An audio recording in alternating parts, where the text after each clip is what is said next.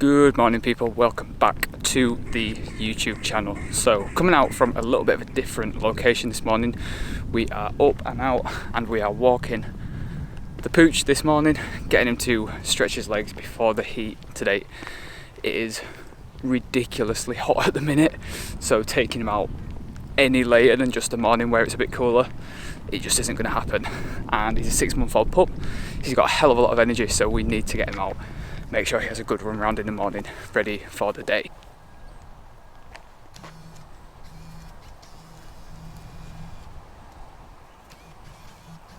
So today is a little bit different. We're going to be taking you through pretty much just what a typical day looks like for me. Hopefully we're going to get a few shots of legs as well. So we're going to be training legs just after 1 o'clock today. So a few jobs to do this morning, get legs in this afternoon, and then finish with some programming later on today. So you guys are going to be having a little insight into how that looks, sort of how I program, how I work, how I set people up when new clients come on. We might even go through a little bit of how I eat. So at the minute I'm in sort of quite high now into a gaining phase, so food has been pushed up quite high after the photo shoot a month ago. So we've got a lot of food to get in, so I'll show you exactly how we do that. I'll give you guys a quick look into that today.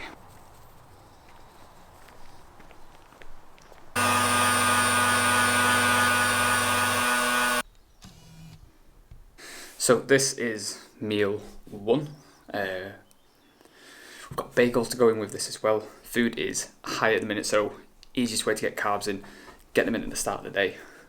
Especially that is when I tend to be hungriest after having taken a dog for a walk too. So have this in now, have the bagel in. We've got some carrot cake protein powder with some oats, some sliced orange, frozen raspberries, and a bit of dark chocolate. Literally had this breakfast every day for probably for the past year and a half, maybe even 2 years now. So yeah, it's good. Right guys, so that is dog walk done, breakfast done, and the morning coffee done, so we can actually function for the rest of the day coming. So it is time just to get cracked on, get some work done this morning, get ready, get some programming done for some new guys, and then get myself ready for legs this afternoon.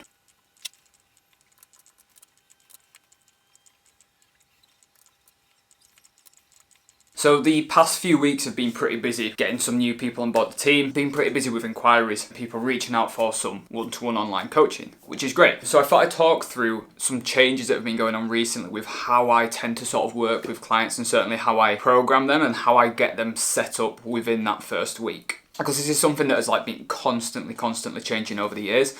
And I'm always trying to improve it and make it smoother for whoever's coming on board the team, make it easy for them to understand, easy for them to implement, and also, of course, get as much information from them that I can so that I can build them a plan that is really specifically tailored towards them. Because the problem that I've come across loads is, and I literally had a call about this 2 days ago with someone who was inquiring, they'd paid for one-to-one coaching in the past alongside their own parent, so they were paying this coach and their parent was paying this coach for one-to-one coaching, and they said that their plans looked exactly the same. Like their training plans looked exactly the same, their meal plans looked exactly the same. Bearing in mind one of them was a younger male looking to build muscle, and the other one was a older female, and they had exactly the same plan, which I think it just shows that there's a lot of bullshit out there. There's a lot of cookie cutter plans out there. And unfortunately, there are a lot of people who are selling one-to-one personalised programs that obviously aren't that. So I thought I'd just jump on and talk you through how this process goes with me now, because like I said, it has changed a little bit. How I used to run things was an initial call, see what's going on with the person who's inquiring, see what they're struggling with, see what they're wanting to work towards, see what they're currently doing, get a bit of a provisional plan together. And then I used to get them to fill out a questionnaire form so they could go into more detail with a little bit of a diet diary. And then I'd program them based off of all that information. So still quite a lot of detail there, and you can still build a good solid program and a good solid foundation to start from off of all that information. But what I found was that one conversation and that one questionnaire, they were sort of a snapshot of a best case scenario. And what we found as soon as we started implementing the program based off of that information were sort of kinks came up, teething issues where essentially life got in the way. that hadn't been accounted for within those programs. So we've changed things up now. How I now run things, it's the same initial call at the beginning, just to get to know people, just to see where they're at, what they're struggling with, how or if I can help them, because I don't take on everybody. I'll only work with people that I know I can really, really help, because the last thing I want is someone paying me when I don't even think I can help them get to where they want to be. I just think that's wrong, and that's not something I would ever do. So first of all, it has to be a good fit for both of us. So we'll start with that initial call. And then after that, how it now runs is we have what I call an assessment week. So the first week of coaching, the very first thing that we will do for the entire first week, I will literally just ask them to start tracking what they're currently doing. I don't ask them to change anything. I don't give them any targets. I just provide them with a spreadsheet that they start using to fill out some basic information and track some basic information. So we look at their daily weight fluctuations, their daily nutrition intake, their daily movement, if they've trained that week. We have them fill out a diet diary for the first 7 days. So I can see exactly what they've been eating, whether it's good or bad, exactly the kinds of foods that they're eating, the times that they tend to eat, the sort of habits, the snacks, everything like that tends to go into play. And we do this for the entire first week. And I've started doing this for a few reasons. The first one, I get all the information I could ever need to see exactly what's been going on with them, to see exactly where they've potentially been going wrong, and to also see the easiest things that we can start to change right from day one that's going to get the biggest result back for them. It lets me see exactly what's going on in their day-to-day lives and not just a typical ideal best day. The second reason I do this way now is that when they start to fill out the assessment week, if you were to start filling out that assessment week, as you start tracking these things through the week, you'll start to realize where you're potentially going wrong. You'll start to notice things that you're doing that potentially you already know need to change that you haven't realized before.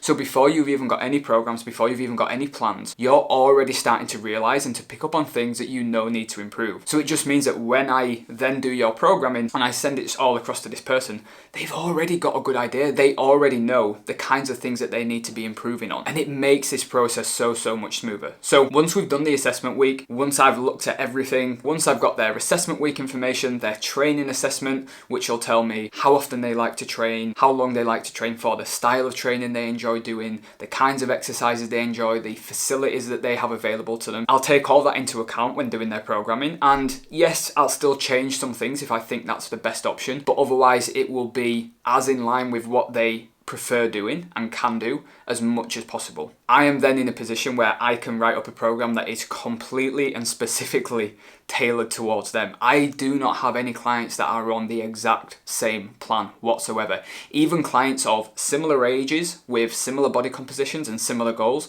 still have different plans. They still have different exercises in the gym. They still have different targets to work towards with their nutrition, different targets to work towards with their steps, because no one person is the same. So it is never going to be a cookie cutter plan. Once I've done all their programming, which is at the end of the assessment week, I send it all across to them, and then we jump on a call together again and we go through everything together, and I get them in advance to watch the setup video of me going through their programming and explaining what we're going to be aiming for, what we needed to improve, why I've programmed how I have. I get them to look through their plans, and I get them to write down any questions that they might have that they don't understand or they want a little bit more explanation on, so that when we then get on a call together, we know exactly what we need to address, what they need to be doing, how the program's going to work, and then we get the ball rolling from there. And that is, in a nutshell, how I program for people, how I set them up, how I get them going, and how I make sure that their programs and plans are actually specifically tailored for them, and they're not just a copy and paste from someone else that we know other coaches will do. Anyway, so we have got legs this afternoon, so I'm going to be getting a meal in at about 11 o'clock-ish, a couple of hours before I'm going to the gym, so it's got plenty of time to digest, especially with legs. The last thing that you want to do is have a heavy meal. It is not going to sit right, and you're probably not going to feel too great during that session, so I eat well before it, make sure it's got plenty of time to digest. So we're going to be making meal 2, I'll show you what that is. Then it's back to a bit more work for a couple of hours before then walking across and getting legs done.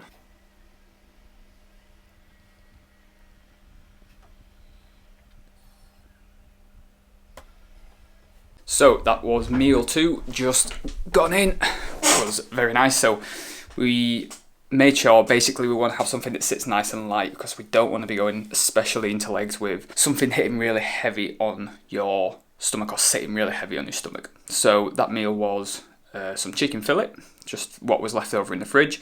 Added in some bacon medallions to bring the protein up and keep the fats nice and low. We had some basmati rice, just nice, easily digestible. Just a little bit of salad, so some tomatoes and some lettuce, just to add a little bit more nutritional value in there.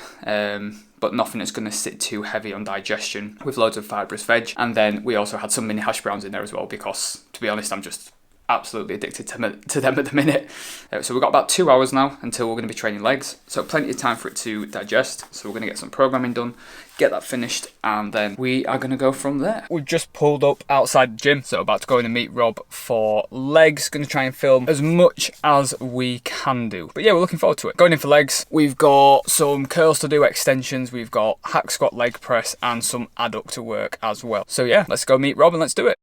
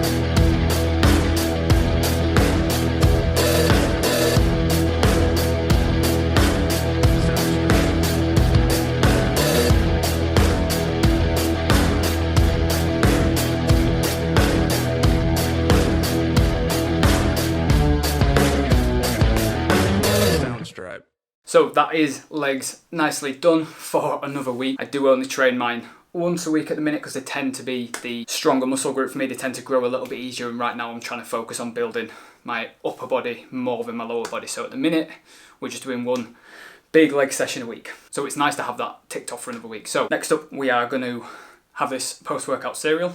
Very colourful. We have literally just got some Frosted Flakes in there, we've got some Haribos and some dark chocolate with some protein going over the top. So I'm going to have this, get a shower. Normally do the shower first, but we're out of hot water. Just waiting for that to fill back up. And then we are going to finish the day with a little bit more programming, speaking to a few clients, making sure they're all sorted, and that is that. So a little bit of a different video style today. Guys, hope you enjoyed it. A little bit of a change. If you did, let me know. We might do these a little bit more frequently. And don't forget to like, share and subscribe, and let me know what you think. See you in the next video.